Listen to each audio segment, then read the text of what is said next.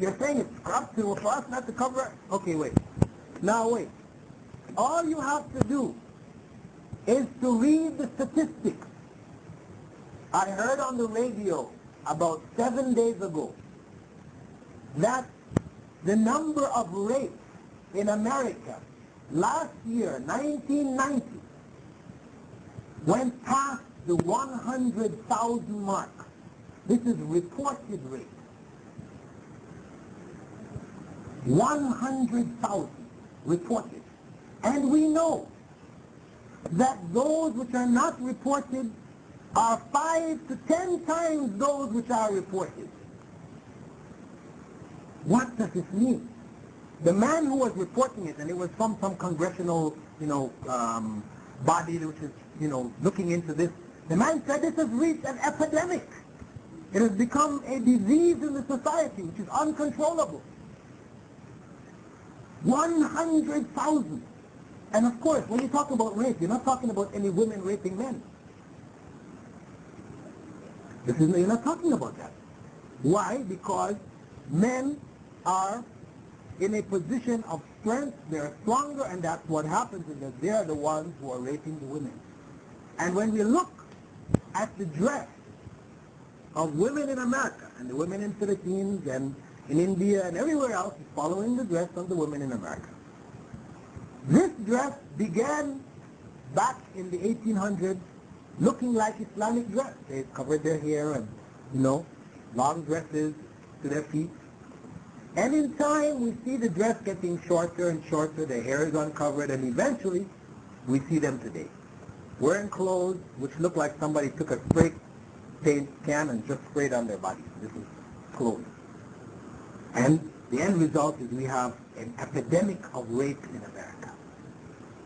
There is a relationship here, a relationship between dress and rape. So Islam, for the protection of the woman, because she is the weaker link in the society, she is the one who needs protection, they require this of the woman for her protection.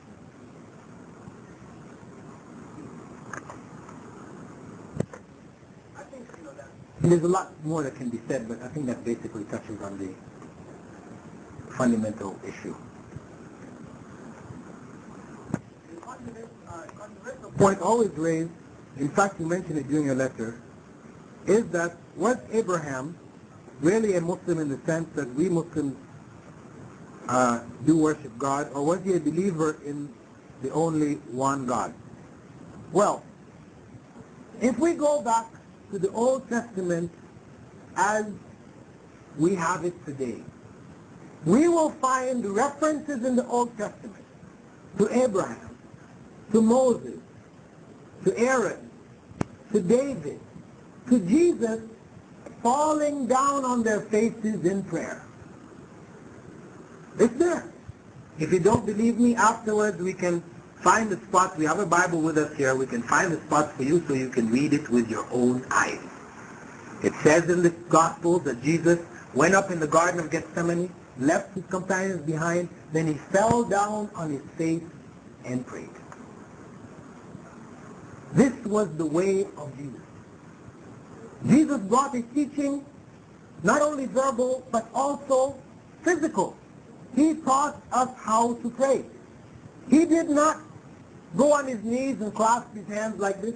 When you go into Christian churches today, it's what you see people doing. They're on their knees and clasping their hands. Where does this come from? It doesn't say anywhere there in the Bible that Jesus prayed in this fashion. This was something invented by people. Jesus fell down on his face and prayed like Muslims you see today. Only Muslims are doing that in following the teachings of Jesus. This is why I said before, to become a Muslim is in fact to become a true follower of Jesus and Abraham. So Abraham, we believe to have been a Muslim in the fullest sense, based on the law which was given to him. He worshipped one God alone, and he called people to worship that one God, and he had a set of laws which were given to him for the benefit of the society.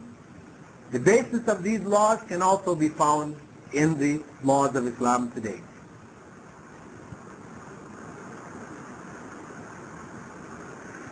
Question here. You mentioned people worshipping God in the form of trees and stones, etc.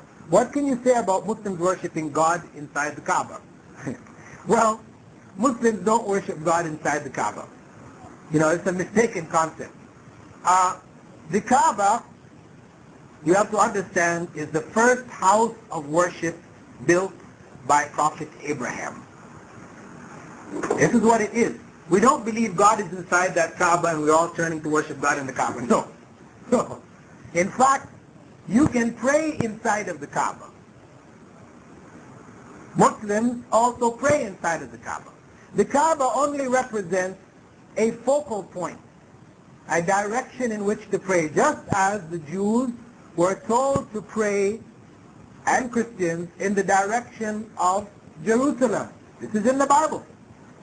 A direction was given. This is for organizational purposes. So you don't have people praying this way, that way, and backwards and forwards. No, this is just for organizing worship.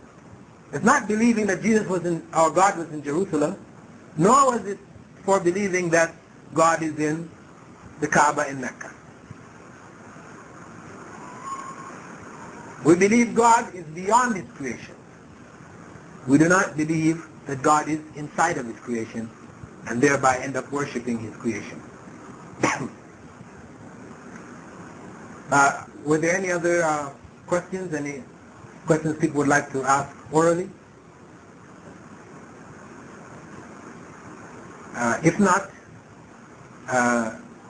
if there are any people who, after hearing about the message of Islam and who have been considering about Islam, studying it on their own, etc., if they're interested in accepting Islam, then after the lecture they're welcome to come forward, and we can discuss with them and help them accept Islam.